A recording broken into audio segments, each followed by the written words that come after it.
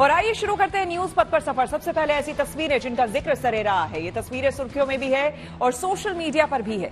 इनसे आपका बाखबर होना बेहद जरूरी है क्योंकि चौराहे पर इन्हीं की चर्चा है। चर्चा पाकिस्तान से आई सीमा की भी है।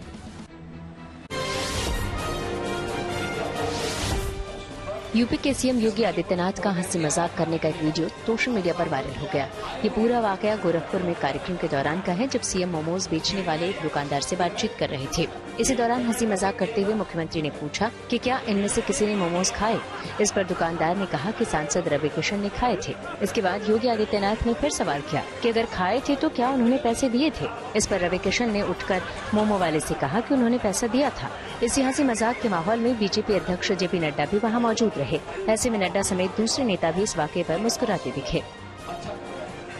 कुछ कोई व्यक्ति आया खाने के लिए? कल हमारे सांसद जी आए थे। फिर भी नहीं है कुछ पेमेंट करके किए ना?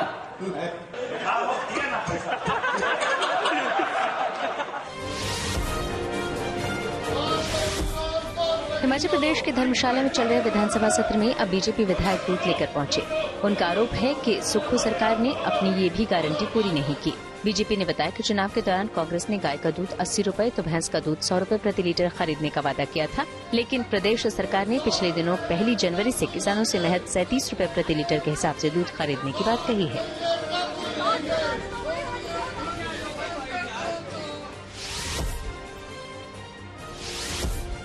राजस्थान के धौलपुर में एक आंसर शीट यानी उत्तर पुस्तिका सोशल मीडिया पर वायरल हो गई, जिसमें सीमा हैदर और सचिन का नाम भी लिखा है।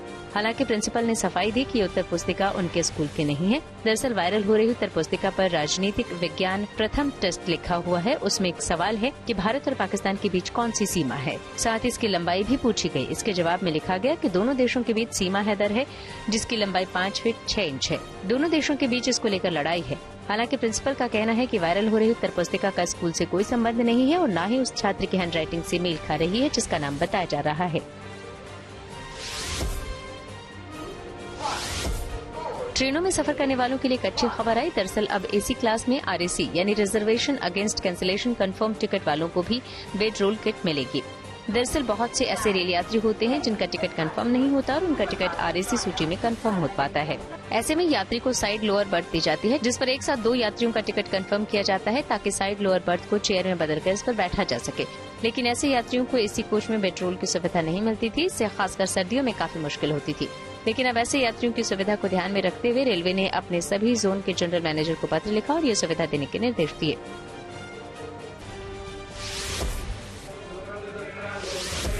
राजस्थान में फतेहपुर शेखावटी के त्रिवेणी भवन के सिद्धि विनायक गणेश मंदिर में 1100 लड्डुओं से हवन किया गया। इसमें 21 विद्वान पंडित शामिल रहे। इतना ही नहीं, गणपति महाराज को 56 भोग का प्रसाद भी लगाया गया। इसके अलावा वहां महिलाओं ने भगवान शिव के 12 ज्योतिर्लिंग और 1.25 लाख पार्थिव शिवलिंग बनाए। फिर इनका पूजन और रुद्राभिषेक किया गया। बताया गया कि यह हवन पूजा वातावरण की शुद्धि और पूरे भारतवर्ष में सुख शांति के लिए की गई। जिंदगी का सफर सुहाना हो, इसके लिए सावधान रहना जरूरी है। रोजमर्रा के आपाधापी में कुछ देर बैठकर सोचना समझना भी जरूरी है कि आपके आसपास क्या कुछ हो रहा है और जो हो रहा है उससे हमारी जिंदगी, हमारा परिवार कैसे प्रभावित हो सकता है। इसलिए हॉर्न बजाकर बाखबर करने वाली खबर जरूरी होती है। और आज की ये खबर कोरोना वापसी की आहट से जुड़ी हुई है। कोरोना के नए वेरिएंट JN.1 की रफ्तार तेज है। मामले लगातार बढ़ रहे हैं। जानकार बता रहे हैं कि ओमिक्रॉन के इस वेरिएंट से घबराने की जरूरत नहीं, फिर भी एहतियात जरूरी है। खासतौर पर क्रिसमस और न्यू ईयर के जश्न के दौरान सावधानी बहुत जरूरी है। इसलिए हॉर्न बजाना भी बहुत जरूरी है।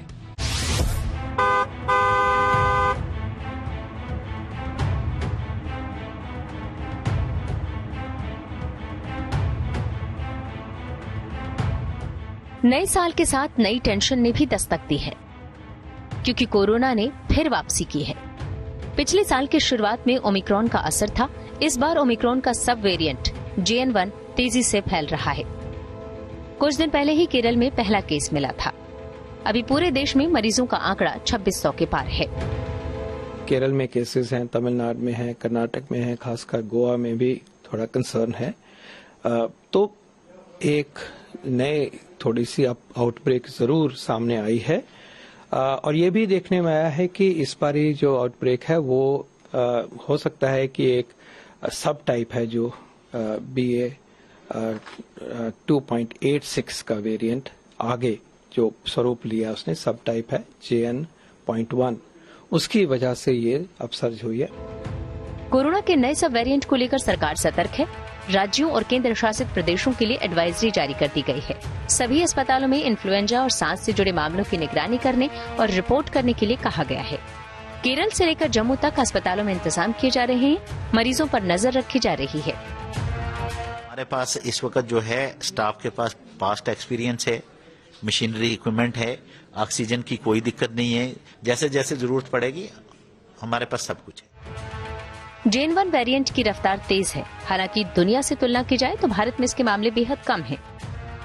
बेशक 2 हफ्ते में एक्टिव केस बढ़े हैं, लेकिन सरकार का दावा है कि 93% केस होम आइसोलेशन के हैं, यानी इसका गंभीर असर नहीं।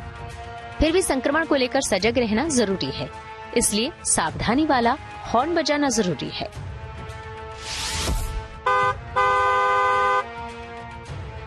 सबसे पहले आपको JN.1 वेरिएंट के आंकड़े बताते हैं।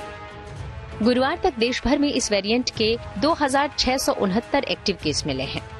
गुरुवार को 358 मामले सामने आए। गुरुवार को देश भर में कुल 6 मौतें हुई, जबकि पिछले 2 हफ्तों में 23 लोगों की मौत की खबर है।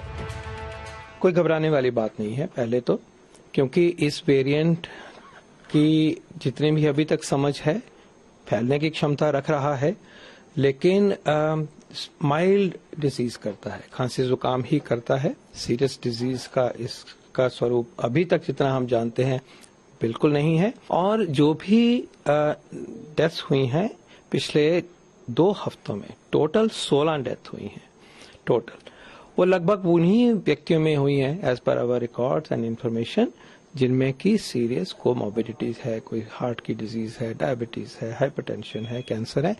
ऐसे ही लोगों में जैसे कि कोई भी इन्फेक्शन, फ्लू हो या कोविड हो, ज्यादा असर करता है, वैसा ही दिखाई दे रहा है। कोरोना का नया वेरिएंट JN.1 इस वक्त पूरी दुनिया में फैल रहा है। इसका पहला केस इसी साल अगस्त में लग्जमबर्ग में पाया गया। इसके बाद ये धीरे धीरे 36 से 40 देशों में फैल गया। WHO ने इसे वेरिएंट ऑफ इंटरेस्ट बताया है, यानी इस पर नजर रखने की जरूरत है। WHO के मुताबिक इससे सार्वजनिक स्वास्थ्य को ज्यादा खतरा नहीं है, लेकिन इस मामले में भी हमेशा की तरह सावधानी जरूरी है, यानी हाथों को साबुन और पानी से कम 20 सेकंड तक धोना, हैंड सैनिटाइजर का इस्तेमाल करना, भीड़ भाड़ वाली जगहों पर मास्क पहनना और सोशल डिस्टेंसिंग का ध्यान रखना है।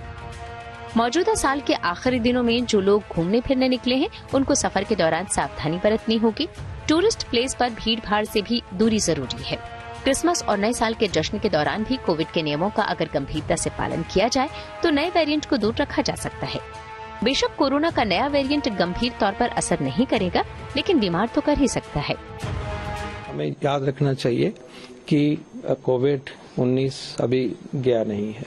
ये वायरस घूम रहा है, अपना स्वरूप बदलता है, और कुछ प्रदेशों में जैसे टेस्टिंग हुई है वहां पे, उस वजह से और वहां से शुरुआत हुई है कह लीजिए, तो देश को सजग रहना पड़ेगा। क्लियरली कोई पैनिक की बिल्कुल वजह नहीं है, कोई भयभीत होने की वजह नहीं है।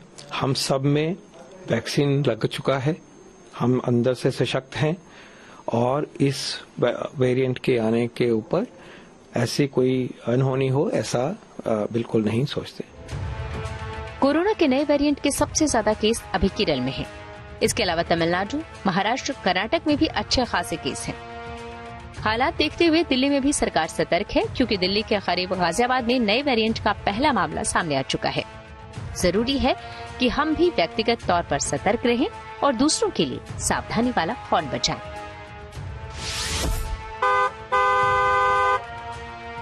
Bureau report, good news today. Corona का ये नया वेरिएंट कितना खतरनाक है और इससे कैसे बचा जा सकता है, बता रही हैं चंडीगढ़ स्वास्थ्य विभाग की निदेशक डॉक्टर सुमन सिंह। अब तक जो हमारे को इन्फॉर्मेशन है, ये एक ओमिक्रॉन का ही वेरिएंट है और एक माइल्ड वेरिएंट है जिसमें खांसी जुकाम, थोड़ा गला इरिटेशन, इसके सिम्टम्स हैं। और जनरली कॉमन मैन के लिए तो ये होम आइसोलेशन से ठीक है, पर हमारी स्पेशल प्रिकॉशन है एल्डरलीज के लिए और कोमॉर्बिडिटीज। जो डेथ्स अब तक वहां से रिपोर्ट हुई हैं, they are in those cases जहां कोमॉर्बिडिटीज हैं और एल्डरलीज हैं। तो हमने ये एडवाइजरी स्पेशली इसलिए जनरल पब्लिक के अलावा जो एल्डरली पॉपुलेशन है और जो पॉपुलेशन कोमॉर्बिडिटी के साथ है उनके लिए है कि जब वो भीड़ भाड़ में जाएं या क्राउडेड स्पेसेस में जाएं तो प्लीज मास्क पहने, क्राउडेड स्पेसेस में जाना अवॉइड करें, हाथ धोएं, अगर उनको सिम्टम्स आते हैं तो हॉस्पिटल आएं और अपनी टेस्टिंग जरूर कराएं। जब किसी को हाइपरटेंशन है, डायबिटीज है या कैंसर है, इनमें क्या होता है कि बॉडी इम्यूनिटी लो होती है और जो एक नॉर्मल पर्सन के लिए डिजीज का इफेक्ट नहीं आना है, इसमें वो डिजीज उसको बॉडी को अटैक करती है ज्यादा से। तो इम्यूनिटी लो, जितने भी केसेस जहां इम्यूनिटी लो हो जाती है बॉडी की, तो उसमें हम स्पेशल प्रिकॉशन के लिए ये अवेयरनेस कर रहे हैं। अभी तक इस वेरिएंट के कोई ऐसे सिम्टम्स नहीं है जिसमें कि इमीडिएट हॉस्पिटलाइजेशन की जरूरत हो, पर हमेशा ही सावधानी बरतनी अच्छी होती। सो हम ये चाहते हैं कि डिजीज की बजाय हम प्रिकॉशन लेके इसको प्रिवेंट करें। राहुल गांधी को एक मामले में कोर्ट से मिली फिलहाल राहत, तो तीनों नए क्रिमिनल बिल राज्यसभा से हुए पास। आइए सीधे आपको लिए चलते हैं न्यूज एक्सप्रेसवे पर, जहां देश से जुड़ी कुछ और जरूरी खबरें कर रही हैं आपका इंतजार। पनौती और जेब कतरा जैसे शब्दों का इस्तेमाल करने को लेकर राहुल गांधी के खिलाफ एफआईआर दर्ज करने की मांग की गई, लेकिन दिल्ली हाईकोर्ट ने फिलहाल एफआईआर दर्ज करने का आदेश देने से इनकार कर दिया। हाईकोर्ट ने चुनाव आयोग से राहुल गांधी के खिलाफ दाखिल शिकायत पर 8 हफ्ते के अंदर उचित फैसला लेने को कहा। हालांकि अदालत ने सुनवाई करते हुए ये टिप्पणी की कि इस तरह के बयान अभद्र हो सकते हैं, लेकिन पहले उन लोगों को शिकायत करनी होगी जिनके खिलाफ ये बयान दिए गए। साथ ही अदालत ने साफ किया कि इस तरह के बयानों को रोकने के लिए कोई कानून नहीं है। अगर कानून बनाना है तो ये काम भी संसद का है, कोर्ट इसमें दखल नहीं देगा। पंजाब सरकार में कैबिनेट मंत्री अमन अरोड़ा समेत 9 लोगों को 2 साल की सजा सुनाई गई। यह मामला 2008 का है। कहा जा रहा है कि अमन अरोड़ा पर अपने जीजा के साथ पारिवारिक झगड़े को लेकर शिकायत दर्ज हुई थी, जिस पर अब संगरूर की सुनाम कोर्ट ने फैसला सुनाया। उत्तर प्रदेश के मुख्यमंत्री योगी आदित्यनाथ अयोध्या दौरे पर पहुंचे, जहां उन्होंने सबसे पहले हनुमानगढ़ी के दर्शन किए। वहीं योगी ने इसके बाद रामलला के दर्शन, आरती और परिक्रमा की। सीएम अयोध्या में राम मंदिर के निर्माण कार्यों का जायजा लेने पहुंचे थे। राम मंदिर के अगले महीने 22 जनवरी को प्राण प्रतिष्ठा की जाएगी। ऐसे में सीएम ने अधिकारियों को जरूरी दिशा निर्देश भी दिए।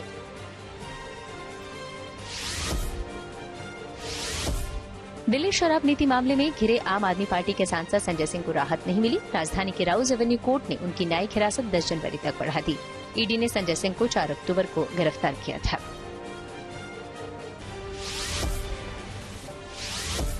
यूपी के नोएडा, ग्रेटर नोएडा में अब घर पर शराब पार्टी लोगों को महंगी पड़ सकती है। दरअसल गौतम बुद्ध नगर जिले के एक्साइज विभाग ने साफ कर दिया कि कानून तोड़ने वाले ऐसे लोगों पर कार्रवाई की जाएगी। हालांकि अगर कोई 1 दिन का लाइसेंस लेता है तो इस तरह की पार्टी की जा सकती है, फिर चाहे वो घर पर हो या फिर कम्युनिटी हॉल में, लेकिन बिना लाइसेंस के पार्टी में शराब सर्व नहीं की जा सकेगी। शेरेटन होटल ऑफ दिल्ली में एक अनोखा क्रिसमस ट्री तैयार किया गया, जिसमें पूरे भारत के बुनकरों की झलक दिखाई दे रही है। इस क्रिसमस ट्री में भारतीय टेक्सटाइल कल्चर को दिखाया गया है, यानी इसके जरिए देश को एक सूत्र में जोड़ने की अलग पहल हुई है। खबरों के एक्सप्रेसवे से आगे रुक करते हैं सियासी ढाबे का, जहां आज की सबसे दिलचस्प खबर मौजूद है। पक्ष और विपक्ष के घमासान के साथ संसद का शीतकालीन सत्र समय से पहले समाप्त हो गया, लेकिन संसद की लड़ाई सड़क तक आ गई है। सांसदों के सस्पेंशन पर विपक्ष ने मार्च निकाला तो धनखड़ के अपमान पर बीजेपी ने देश भर में मोर्चा खोला। संकेत साफ है, आगे जबरदस्त चुनावी दंगल है।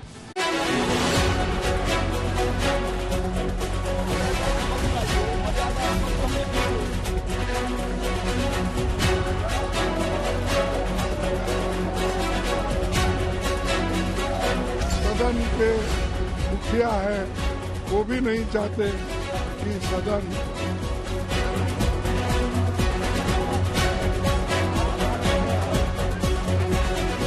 आगाह करते हैं जाटों के कंधों का मजाक कोई और संविधान का अपमान नहीं करेगा हिंदुस्तान। इस अपमान का बदला ये देश इनसे लेगा।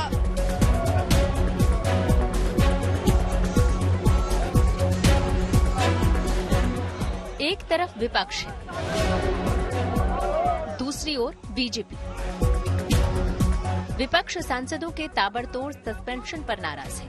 बीजेपी उपराष्ट्रपति के अपमान पर खफा है। पक्ष और विपक्ष दोनों को एक दूसरे से शिकायतें हैं। कुछ चुभते हुए सवाल हैं। लेकिन इस जोर आजमाइश में संसद का जो हाल है वो ना ही पूछिए तो बेहतर। लगभग पूरा सत्र हंगामे की भेंट चढ़ गया और समय से पहले खत्म हो गया।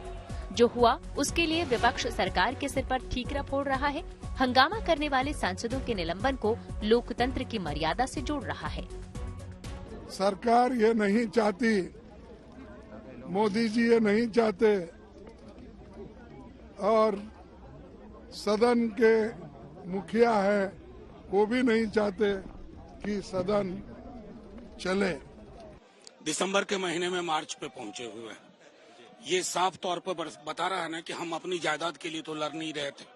हम कह रहे थे कि संसद, आप बाहर जाते हो कहते हो mother of democracy. Modi ji आपने माँ को बीमार किया और माँ को मार रहे हैं। संसद से लेकर विजय चौक तक विपक्ष का ये मार्च विरोध के लिए है। देखा जाए तो ये चुनावी दंगल में जाने से पहले का रिहर्सल भी है। कांग्रेस के साथ तमाम सहयोगी पार्टियों ने कदम ताल करके अपनी एकता और मकसद का जैसे ऐलान कर दिया। सदन में इससे कुछ हुआ नहीं। जो हुआ TV9 थोड़ा नीचे, TV9 वो देश के इतिहास में आज तक पहले कभी हुआ नहीं। पार्लियामेंट्री डेमोक्रेसी के इतिहास में अब से जो इतिहास लिखा जाएगा, ये दिन काले दिन के नाम से जाने जाएंगे। इतना इम्पोर्टेंट इशू को डिफ्यूज करना चाह रहे हैं। गृह मंत्री जी अगर 10 मिनट के लिए आ जाते तो क्या परेशानी थी? ये ईगो क्या है? विवाद संसद की सुरक्षा में सेंधमारी पर शुरू हुआ था। देखते ही देखते फोकस सांसदों के सस्पेंशन पर चला गया। सत्र के दौरान एक के बाद एक 146 सांसदों के निलंबन को विपक्ष ने मुद्दा बनाने की कोशिश तो की, लेकिन टीएमसी सांसद की मिमिक्री ने खेल खराब कर दिया। बीजेपी की दलील है कि सभापति का अपमान दरअसल उनकी जाति का अपमान है, जाटों का अपमान है, लोकतंत्र का अपमान है। हमारे जाट भाइयों ने फौलाद के कंधों के साथ सीना तान करके हिंदुस्तान के लिए वो खड़े रहे हैं। इसलिए आगाह करते हैं, जाटों के कंधों का मजाक कोई ना उड़ाए। जब वो देखते हैं कि बार बार अगर कोई आदिवासी महिला देश की राष्ट्रपति बनती है तो ये कांग्रेस को दुख होता है। अगर कोई चाय बेचने वाला परिवार का आदमी देश का प्रधानमंत्री बनता है तो इनसे हजम नहीं होता। अगर देश में किसान का बेटा उपराष्ट्रपति बनता है तो इनसे हजम नहीं होता। विपक्ष ने संसद के पास प्रदर्शन किया। बीजेपी ने अपमान का मुद्दा देश भर में उठा दिया। दिल्ली में जंतर मंतर पर जमकर विरोध हुआ, नारेबाजी हुई। राहुल, कांग्रेस और विपक्ष पर हमला हुआ। कांग्रेस के लिए उपराष्ट्रपति पद का अपमान मुद्दा नहीं हो सकता है, लेकिन हमारे लिए और देश के लोगों के लिए है। जगदीप धनखड़ जी इस देश के उपराष्ट्रपति हैं, उनका आप लोग मखौल उड़ाते हैं। दिलचस्प बात यह है कि पक्ष और विपक्ष दोनों लोकतंत्र की दुहाई दे रहे हैं। दोनों तरफ से लोकतंत्र के मंदिर यानी संसद और संसदीय परंपरा का जिक्र है, पर असल में अपने अपने एजेंडे की फिक्र है, क्योंकि सामने चुनाव है जिसमें वोट खींचने वाले मुद्दों की दरकार है। Bureau report, good news today. News पथ पर आगे है धन बाजार, जहां शेयर बाजार से लेकर कारोबार तक की सभी अहम खबरें होती हैं और इसका सीधा रिश्ता आपकी आमदनी आपकी जेब से होता है। तो तेज रफ्तार खबरों के बीच ये जरूरी खबरें छूट ना जाए, इसलिए सीधे आपको लिए चलते हैं धन बाजार। बुधवार को भारी गिरावट के बाद गुरुवार को शेयर बाजार बढ़त के साथ बंद हुआ। सेंसेक्स 359 अंक उछलकर 70,865 पर पहुंचा। वहीं निफ्टी भी 105 अंकों पर चढ़ा और 21,255 पर बंद हुआ। दोपहर बाद कारोबार में तेजी आई। सेंसेक्स के 21 शेयरों में तेजी रही, जबकि 9 शेयर लाल निशान पर बंद हुए। दिल्ली सराफा बाजार में सोने के भाव गिरे। सोना 50 रुपए सस्ता हुआ। दिल्ली में अब 10 ग्राम सोने की कीमत 63,050 रुपए पर पहुंची। वहीं चांदी की कीमत 600 रुपए चढ़ी। अब 1 किलो चांदी की कीमत बढ़कर 79,100 रुपए हो गई। टेली कम्युनिकेशन बिल राज्यसभा में भी पास हो गया। बुधवार को ये लोकसभा में पास हुआ था। इस बिल में टेलीकॉम कंपनियों को सिम कार्ड जारी करने से पहले ग्राहकों के बायोमेट्रिक पहचान करने का प्रावधान किया गया है। साथ ही सरकार के पास राष्ट्रीय सुरक्षा के मद्देनजर किसी भी टेलीकॉम सेवा या नेटवर्क के टेक ओवर, मैनेजमेंट या उसे सस्पेंड करने का अधिकार होगा। कार कंपनी टोयोटा ने दुनिया भर से अपने करीब 11 लाख कारों को वापस बुला लिया। बताया जा रहा है कि इन गाड़ियों के एयरबैग के सेंसर में खराबी की शिकायत के बाद कंपनी ने यह कदम उठाया है। ये रिकॉल ऑर्डर उन गाड़ियों के लिए है जो साल 2020 से 2022 के बीच बने हैं। कंपनी इनकी जांच करेगी और अगर कोई तकनीकी खराबी पाई गई तो उसे ग्राहकों से बिना कोई पैसा लिए फ्री में ठीक करके वापस करेगी। रुक करते हैं अब प्रगति मार्ग का, जहां ऐसी खबरें हैं जो कि देश की तरक्की, प्रगति और लोगों की काबिलियत दिखाती है। मुंबई के दहिसर इलाके में पिछले 10 साल से झुग्गी बस्ती के बच्चों के लिए एक अनूठी कोचिंग क्लास चल रही है, जहां गरीब बच्चे मुफ्त में शिक्षा पा रहे हैं। 2013 में मदद के मकसद से 2 बच्चों से शुरू हुई इस कोचिंग क्लास में अब करीब 170 बच्चे हैं और इन्हें पढ़ाने वाले भी करीब 23 शिक्षक हैं, जिनमें से ज्यादातर महिलाएं हैं। क्या हुआ जो यहाँ क्लासरूम की तरह दीवारें और छत नहीं? पढ़ने का जुनून तो है। क्या हुआ जो जमीन पर सबके साथ बैठकर पढ़ना पड़ रहा है? पढ़ाने वाले तो हैं। मुंबई के दहिसर इलाके की ये तस्वीरें सुकून देती हैं, जहाँ अभावों के बीच भी दिन ब दिन पढ़ने वाले और पढ़ाने वाले दोनों का कारवां बढ़ रहा है।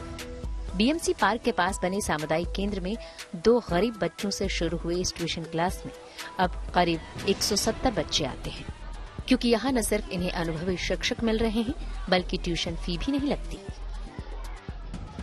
हम लोग 6 बच्चे लोग को स्टार्ट किया, 6 बच्चे लोग आके क्लास स्टार्ट किया, क्योंकि हमारा ही मेड लोग का बच्चे लोग था, तो उन लोग बोला ट्यूशन पैसा के लिए, क्योंकि मैं खुद प्राइवेट ट्यूशन देती है, तो मैंने बोला उनको चलो मैं कुछ करे। तो ये जब जगह मिला तो हम लोग, मैं और एक ट्रीजा मैम थी शुरुआत में, तो हम लोग दोनों ने स्टार्ट किया, 6 बच्चे लोग के स्टार्ट किया। तो जैसा पढ़ते पढ़ते गया, ये बच्चे लोग सब गणपत पाटिल का है, शिवाजी नगर का थोड़े बच्चे लोग हैं, तो उन लोग ने जाके सब लोग देखने लगा ना, जैसा कि तुम लोग किधर जाता है, तो ऐसा पेरेंट्स आके हम लोग को पूछा क्या करना है, आप बच्चे को पढ़ाते हैं, मेरा भी बच्चा पढ़ाने का है। शुरुआत में मेड के 2 बच्चों को 2 शिक्षिकाओं ने मिलकर पढ़ाना शुरू किया। बाद में उन बच्चों के मोहल्ले में बात फैली तो बच्चों की संख्या बढ़ती गई। लोगों ने देखा तो और महिलाएं इन गरीब बच्चों की मदद के लिए आगे आईं और उन्होंने इस नेक काम में जुड़ने की इच्छा जताई। फिर कॉलेज के लड़के लड़कियां भी इससे जुड़े। इस तरह पढ़ने वालों के साथ साथ पढ़ाने वालों की संख्या भी बढ़ने लगी। जो बच्चे यहाँ से पढ़कर निकले वो भी यहाँ आते हैं पढ़ाने। आसपास की झुग्गी बस्तियों के बच्चे यहाँ की पढ़ाई से बेहद खुश हैं। इससे उन्हें स्कूल में काफी सपोर्ट मिलता है। वैसे तो मेरी इंग्लिश कमजोर थी पहले बहुत, बट मैं यहाँ पे जब से आई हूँ तब से मैं इंग्लिश में टॉप ही करती हूँ, क्योंकि यहाँ के टीचर्स क्रिश्चियन है और इंग्लिश बहुत अच्छे से सिखाती है, तो लाइक दैट मुझे इंग्लिश बोलने भी आ गया है। मुझे तो चेंजेस यही महसूस हुए कि मेरे को क्लासेस लेना थोड़ा डिफिकल्ट हो रहा था, क्योंकि घर में कुछ फाइनेंशियल प्रॉब्लम्स की वजह से। वैसे मैं पहले क्लासेस करती थी, बट हेल्थ और मेडिकल हेल्थ की वजह से पापा के, तो मुझे नई क्लासेस में वो, तो मुझे पता चला यहाँ के बारे में, तो मैं यहाँ पे आई। यहाँ पे फर्स्ट ऑफ ऑल तो मैथ सिखाया जाता है, जो मैथ में बहुत इम्प्रूवमेंट आया, और अभी 11th और 12th में अकाउंट के लिए आयरन मिस आई, जो अकाउंट में बहुत ज़्यादा हेल्पफुल हुआ, और इसकी वजह से मुझे 11th स्टैंडर्ड में 75% आया और 10th में 80% आया। आई होप 12th में भी अच्छे ही आएगा। 2013 से शुरू हुई इस अनूठी कोचिंग क्लास में सिर्फ पढ़ाई ही नहीं होती, इन्हें जीवन जीने का तरीका भी सिखाया जाता है। हर 3 महीने में बच्चों का मेडिकल चेकअप और हर महीने पेरेंट्स टीचर मीटिंग होती है। पारस दामा, Mumbai, good news today. News पथ के सफर में अब सोशल अड्डा का रुख करते हैं, जहां आज बात होगी अयोध्या की, जहां राम मंदिर में प्राण प्रतिष्ठा को लेकर तैयारियां जोरों पर है। अयोध्या में भव्य बनाए जा रहे रेलवे स्टेशन का काम भी अब अंतिम चरण में है और इसी महीने के आखिर में इसका उद्घाटन होने की उम्मीद है।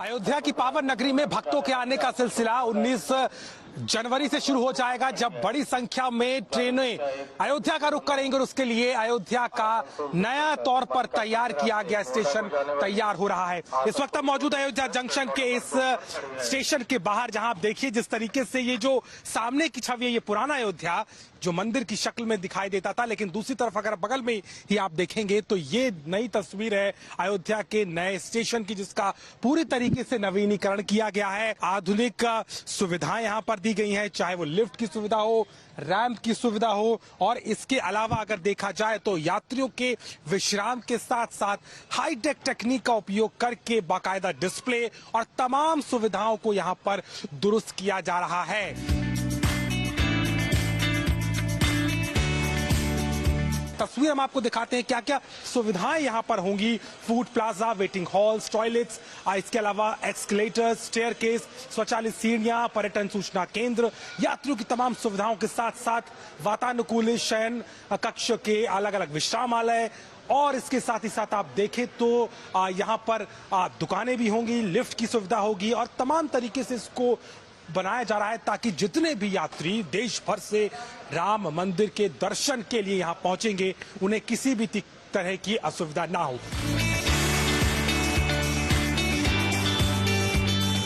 ट्रेनों की जो संख्या है वो भी बढ़ाई जाएगी, और उस लिहाज से भी अगर हम देखें तो कहीं ना कहीं जो संख्या है वो भी बढ़ने जा रही है, और जो ट्रेनों की संख्या है वो माना जा रहा है कि कम से कम 4 से 5 दर्जन हो जाएगी, क्योंकि कई जो इस समय ट्रेनें अयोध्या की तरफ आती हैं उनके फेरे बढ़ाए जाएंगे, कुछ स्पेशल ट्रेन चलाई जाएंगी, और इसके अलावा दक्षिण से आने वाले यात्रियों के लिए भी सुविधाओं को बढ़ाया जाएगा। आधुनिक सुविधाओं के साथ में अयोध्या का रेलवे स्टेशन तैयार है, और लाखों की संख्या में आने वाले पर्यटकों और दर्शनार्थियों के लिए पूरी सुविधाओं के साथ ये रेलवे स्टेशन तैयार किया गया है। इंतजार है 23 जनवरी के बाद जब दर्शन शुरू हो जाएंगे तब बड़ी संख्या में इन यात्रियों को सुविधा देने के लिए ये रेलवे स्टेशन तैयार नजर आता है। अयोध्या से कैमरामैन संदीप के साथ Abhishek Mishra, good news today. Ayodhya में हो रही भव्य तैयारियों के बीच हमने कुछ लोगों से बात की और उनकी राय जानी। एक्साइटेड है, क्या लग रहा है, कब से इंतजार कर रहे थे, आज क्या क्या देखा? काफी समय से इंतजार कर रहे थे, अब बस उम्मीद है कि जल्दी से जल्दी इनॉग्रेशन और हम लोगों को पूरे उसको प्रांगण को फिर से देखने का मौका मिलेगा। अभी तक को देख के कैसा महसूस हुआ, क्या क्या लगा, क्या लग रहा है कि हाँ जो देखा था सपना वो पूरा होगा? देखिए, पहले जब हम आते थे तो यहाँ कुछ नहीं था, अब हम जब आ रहे हैं तो एक आध्यात्म की जो है ना जो प्राप्ति होती है वो मिल रही है यहाँ पर, और लग रहा है कि जो भगवान हमारे टेंट में थे आज साक्षात भगवान हमारे मंदिर में पहुँच जाएंगे। आंदोलन बहुत लंबा चला था, बहुत मेहनत लोगों ने की है, इसका सहयोग पूरा आयोग को जाता है। हम भाई उन्होंने जो किया है अच्छा किया है, बहुत बदलाव लग रहा है इसमें, कोई मामलों ने हम तो पहले उधर से गए थे दर्शन करने, आज देखे वो बंद हुआ, इधर से आए, इधर से ये नया रास्ता दिख रहा है, बिल्कुल यहाँ से वहाँ तक बिल्कुल बढ़िया, फर्स्ट क्लास, बहुत अच्छा है। बहुत इंतजार किया, बहुत अच्छा है, बहुत जल्दी मंदिर बन जाए। कैसा लगा आपको रामलला के प्रांगण में आके, कैसा महसूस, कैसा लग रहा था? हम तो यहाँ के ये मुंबई से आई है, लेकिन अयोध्या तो अयोध्या हो गया, अब अयोध्या दुनिया में नाम हो रहा है, आपको लग रहा है? बहुत अधिक। आप मुंबई से आए, आपने पहले कभी देखा था या? एक बार आई थी बहुत पहले, लेकिन ये ऐसा माहौल नहीं था, लेकिन जैसा आपकी बार मिला ऐसा कभी नहीं मिला। अब तो ऐसा लग रहा है कि मतलब कहाँ आ गए, ऐसा मतलब अलग ही अनुभव हो रहा है। जो बरसों पहले हम लोग छोटे छोटे चित्रों में देखते थे, आजकल वैसे ही फोटो लग रहा है, और वही फोटो देख देख के हम यहाँ तक फिर से पहुँच गए। वैसे तो हमने कुछ और इमेजिन करके रखा था कि थोड़ा मतलब ओल्ड फैशन लगेगा, लेकिन अब आकर देख रहे हो थोड़ा नया नया भी बन रहा है। हमने सीता रसोई देखी है, हनुमान गढ़ी देखी है, और इधर सरयू नदी में नहा के आए हैं, बहुत अच्छा लगा है। और अयोध्या का इतना प्रोग्रेस अभी हो रहा है वो भी हमें बहुत अच्छा, बहुत खुशी हो रही है। डिमांड भी बढ़ गया है कि लोग आना चाह रहे हैं अयोध्या, ज्यादा आना चाह रहे हैं? बहुत ज्यादा, बार बार आ रहे। 3 महीने पहले आए थे, आगे फिर जनवरी में फिर आवांगे जी। हम अब आए हैं ना तो हम जाकर अपने बच्चों को भेजेंगे कि जाओ देख के आओ, कितना अच्छा लग रहा है। बदलाव लगा यहाँ पे अयोध्या आकर के, लगा है कि बदल रही है अयोध्या? देखिए, मैं फर्स्ट टाइम आई हूँ, लेकिन जो मैंने देखा है टीवी पर या सुना है अपने बड़ों से, उससे सुन के और जांच से पता लगता है कि बहुत बदल गया है, बहुत ही बदल गया है। सैमसंग के 2 नए स्मार्टफोन जल्द होंगे लॉन्च। इसके साथ ही टेक्नोलॉजी से जुड़ी और भी कई खबरों को जानने समझने के लिए आइए चले डिजिटल गली। सोशल मीडिया प्लेटफॉर्म एक्स सुबह अचानक डाउन हो गया। इसके बाद दुनिया भर के लोगों ने इसको लेकर शिकायत की। इस दौरान कई यूजर्स इस प्लेटफॉर्म पर कोई भी पोस्ट शेयर नहीं कर पा रहे थे। हालांकि फिर इस तकनीकी दिक्कत को सुलझा लिया गया। दिल्ली में संपत्ति का आधार से लिंक होगा या नहीं, ये 3 महीने में तय होगा। दरअसल हाईकोर्ट ने केंद्र और केजरीवाल सरकार से कहा है कि वो संपत्ति से जुड़े दस्तावेजों को आधार से जोड़ने की मांग पर 3 महीने में फैसला ले।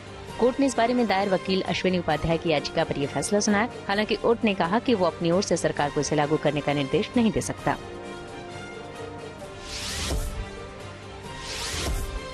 खबर है कि सैमसंग 26 दिसंबर को 2 नए स्मार्टफोन लॉन्च करेगा। इनमें सैमसंग गैलेक्सी A15 5G और A25 5G शामिल हैं। इनमें 50 मेगापिक्सल का ट्रिपल रियर कैमरा सेटअप दिया गया है। न्यूज पथ के सफर में आगे पब्लिक होर्डिंग पर छात्राओं से जुड़ी एक अच्छी खबर है। केंद्र सरकार ने जानकारी दी है कि देश में साल 2014 के बाद से स्कूलों में पढ़ने वाली लड़कियों की संख्या में बढ़ोतरी हुई है। संसद में एक सवाल के जवाब में केंद्रीय मंत्री धर्मेंद्र प्रधान ने बताया कि 2014 में एनडीए की सरकार बनने के बाद से अब तक स्कूलों में छात्राओं की संख्या बढ़ी है। केंद्रीय मंत्री ने जानकारी दी है कि पिछले 9.5 साल में स्कूलों में छात्राओं की संख्या में 31% की बढ़त दर्ज हुई है। धर्मेंद्र प्रधान ने आंकड़े बताते हुए कहा कि देश में 30 करोड़ से ज्यादा छात्र हैं। इनमें 12वीं तक की कक्षा में 26 करोड़ और उच्च शिक्षा संस्थानों में करीब 4 करोड़ छात्र हैं। केंद्रीय शिक्षा मंत्री धर्मेंद्र प्रधान ने कहा कि मोदी सरकार में कि कई पहलों के कारण स्कूलों में लड़कियों की तादाद बढ़ी है। केंद्रीय मंत्री ने कहा कि पिछले कुछ वर्षों के भीतर लड़कियों में शिक्षा के प्रति रुचि अधिक बढ़ी है। उन्होंने बताया कि नई शिक्षा नीति के तहत देश में दी जाने वाली उच्च शिक्षा में भी बड़ा सुधार हुआ है। धर्मेंद्र प्रधान के मुताबिक मोदी सरकार में हायर स्टडीज में छात्रों की संख्या में 20 से 25% की बढ़ोतरी हुई है। इनमें अनुसूचित जाति से जुड़ी छात्राओं की संख्या करीब 50% है। इसके साथ ही एससी स्टूडेंट्स के नामांकन में 44% और एसटी स्टूडेंट्स के नामांकन में 65% की बढ़त हुई है। केंद्रीय मंत्री ने बताया कि ओबीसी छात्रों की संख्या भी बढ़ी है, जबकि मुस्लिम छात्राओं की संख्या 45% तक बढ़ी है। जाहिर है, शिक्षा लेने वाले छात्रों में लड़कियों की संख्या बढ़ना देश के भविष्य के लिए एक अच्छी खबर है। हमने इस मुद्दे पर कुछ छात्राओं से बात की और उनकी राय जानी। इस वक्त हम पूर्वी उत्तर प्रदेश के चंदौली के दीनदयाल नगर में एक कॉलेज में मौजूद हैं। आप देख सकते हैं यहाँ पर ढेर सारी लड़कियां हैं जो स्टूडेंट्स हैं इस कॉलेज की। इनसे हम बात करने की कोशिश करेंगे और जानेंगे कि जिस तरह से लड़कियों की तादाद बढ़ी है उसको लेकर के इनके मन में क्या है, क्या रीजन मानती हैं और क्या सोचती हैं। तो हम शुरुआत करते हैं इधर से। क्या नाम है आपका? अहमदी बानो। अहमदी, आपको क्या लगता है, क्या रीजन मानती हैं जो लड़कियों की तादाद बढ़ी है, पढ़ाई के प्रति आप लोगों का जो रुझान बढ़ा है? क्योंकि लड़कियां खुद सेल्फ डिपेंड होना चाहती हैं, वो दूसरे पे डिपेंड नहीं रहना चाहती हैं और खुद का ख्वाहिश भी पूरा करना चाहती हैं, क्योंकि उनको दूसरे से मांगने में शर्म भी आता है और कोई ना भी कर देता है, तो इसलिए वो खुद कमाना चाहती, खुद पे अपना डिपेंड रहना चाहती, सेल्फ डिपेंड बनना चाहती हैं। कुछ और लोग हैं यहाँ, बात करते हैं। क्या नाम है आपका? शबनम बानो। शबनम, आप क्या सोचती हैं जो लड़कियों की तादाद बढ़ी है उसके पीछे क्या रीजन मानती है? बस इससे है कि शिक्षा बहुत है और इसके वजह से और आगे चल कर के घर पर पेरेंट्स जितने हैं हमारे साथ दे रहे हैं, सपोर्ट मिल रहा है और हम लोग इतना सपोर्ट मिल रहा है कि हम लोग आगे पढ़ सक रहे हैं। पहले तो बहुत कम ही हम लोग पढ़ते थे। महिलाओं के लिए भी योजना थी पहले, जैसे शिक्षा नीति के लिए उसमें सुधार हुए हैं और बहुत सारी बेटी बचाओ बेटी पढ़ाओ ऐसे काफी सारे स्लोगन भी लॉन्च हुए थे। मगर क्या होता था ना कि लोगों के अंदर वो एक थिंकिंग रह जाती थी कि अब लड़की को पढ़ाना है तो फिर आगे जाके क्या होगा, मतलब उनको इन केस तो शादी करना ही है एंड ऑफ द डे, तो फिर पढ़ाने का फायदा क्या है, उसकी वो सेविंग करो, उसके दहेज में लगा देंगे, ये सब मतलब बहुत थिंकिंग रहती थी। मगर अब के जनरेशन में ये थिंकिंग आ गई कि नहीं, अगर बेटी पढ़ेगी वो खुद भी इतना काबिल बन जाएगी कि वो खुद की शादी कर सकती है, किसी पे डिपेंड होने की जरूरत नहीं है। और काफी सारी ऐसी भी अब योजना तो है, अब आरक्षण भी मिल रखा है, तो उसके लिए वो जागरूक भी हो चुकी हैं कि मतलब हमें पता है, किसी और को बताने की जरूरत नहीं है कि हमें क्या करना है क्या नहीं करना है। सबसे बड़ी बात यह है कि लड़कियां थोड़ी सी अपने को सिक्योर फील कर रही हैं। बहुत सारे जो नियम और कानून इन्होंने बनाया, उस नियम और कानून के तहत ये लोग अपने को सिक्योर फील करती है कि कोई भी दिक्कत आती है वो तुरंत उसको फॉलो करके और अपनी आपको सुरक्षित रखती है। तो इस पॉइंट ऑफ व्यू को देखते हुए हमें लगता है कि गार्जियन भी अब थोड़ा सा निश्चिंत हो गया है कि नहीं, बच्चियों को पढ़ाने में मुझे कोई दिक्कत नहीं है, लड़की और हमें भेजा जा सकता है। इसलिए हम देख रहे हैं कि दिन प्रतिदिन इनकी संख्या और बढ़ती जा रही है और मैं चाहती हूँ कि और भी आगे बढ़े, हमारी लड़कियां पढ़ करके आगे निकले, खुद अपने को बने, दूसरों को भी बनाए और देश का नाम उज्जवल करे। किम जोंग उन की अमेरिका को चेतावनी। आइए सीधे आपको लिए चलते हैं न्यूज एक्सप्रेसवे पर, जहां विदेश से जुड़ी कुछ और जरूरी खबरें कर रही हैं आपका इंतजार। उत्तर कोरिया के सर्वोच्च नेता किम जोंग उन ने एक बार फिर अपने विरोधी देशों को चेतावनी दी। उन्होंने साफ कहा कि अगर कोई दुश्मन उत्तर कोरिया को उकसाएगा तो वो परमाणु हमला करने से नहीं हिचकिचाएंगे। किम पिछले दिनों की गई मिसाइल लॉन्चिंग को लेकर अपने सैनिकों से मुलाकात कर रहे थे। इसी दौरान उन्होंने कहा कि वो आक्रामक जवाबी कार्रवाई के लिए पूरी तरह तैयार हैं।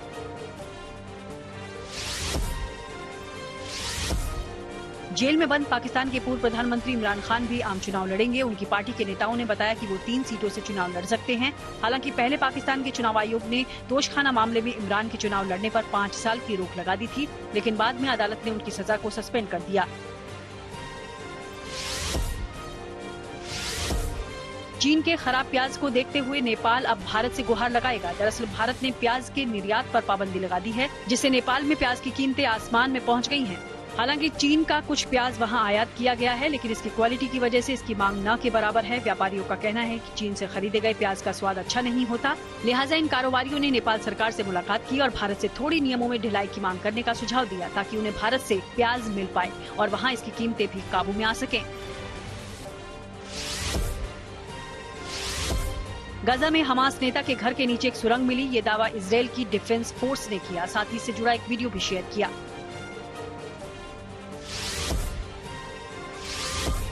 दक्षिण अमेरिकी देश पेरू में भी क्रिसमस का जश्न शुरू हो गया। वहाँ कुछ महिला पुलिसकर्मी बाइक पर सेंटा क्लॉज की ड्रेस में नजर आईं। इस दौरान उन्होंने लोगों को शांति और कानून के सम्मान का संदेश दिया।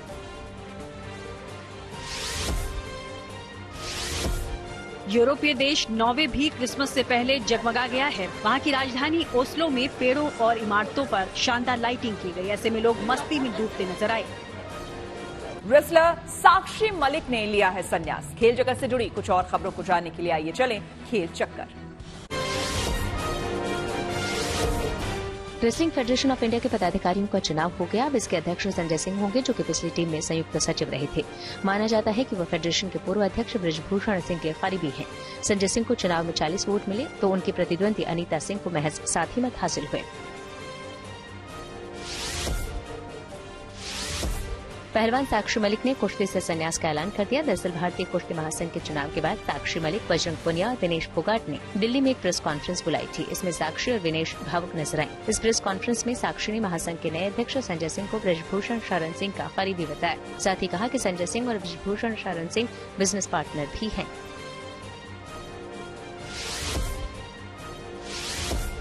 मध्य प्रदेश के नए सीएम मोहन यादव अपना पहला चुनाव हार गए। हालांकि ये चुनाव राजनीतिक मैदान का नहीं बल्कि कुश्ती से जुड़ा था। दरअसल वो भारतीय कुश्ती महासंघ के उपाध्यक्ष के चुनाव में उतरे थे। इसमें 4 उपाध्यक्ष चुने जाने थे। मोहन यादव ने इसके लिए उस वक्त पर्चा भरा था जब तक वो मध्य प्रदेश के मुख्यमंत्री नहीं बने थे। हालांकि जब तक उनकी ताजपोशी हुई तो कुश्ती संघ के चुनाव के लिए पर्चा वापस लेने की तारीख निकल गई।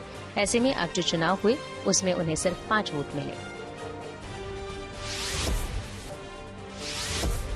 टीम इंडिया के क्रिकेटर मोहम्मद सिराज ने सोशल मीडिया पर एक पोस्ट की। इसमें उन्होंने दिल टूटने वाली इमोजी इंस्टाग्राम पे शेयर की। हालांकि सिराज ने इसके साथ कुछ और नहीं लिखा, यानी ये साफ नहीं हुआ कि क्यों उन्होंने ऐसी इमोजी डाली। लेकिन उनके फैंस कई तरह के अटकलें लगा रहे हैं। पिछले दिनों सूर्य कुमार यादव ने भी ऐसी ही इमोजी शेयर की थी। ऑस्ट्रेलिया में चल रही T20 लीग बिग बैश में सिडनी सिक्सर्स टीम के ऑलराउंडर टॉम करन पर बड़ी कार्रवाई हुई। उन पर 4 मैचों का बैन लगा दिया गया। टॉम करन पिछले दिनों पिच पर अभ्यास करने को लेकर अंपायर के साथ उलझ गए थे। ऐसे में उन पर यह आवाज गिरी। हालांकि सिडनी सिक्सर्स ने साफ कर दिया कि वो करन के प्रतिबंध के खिलाफ अपील करेंगे। इसी के साथ न्यूज वक्त में मेरे यानी कि श्वेता झा के साथ फिलहाल इतना ही। देश दुनिया की तमाम पॉजिटिव खबरों के लिए देखते रहिए गुड न्यूज के लिए।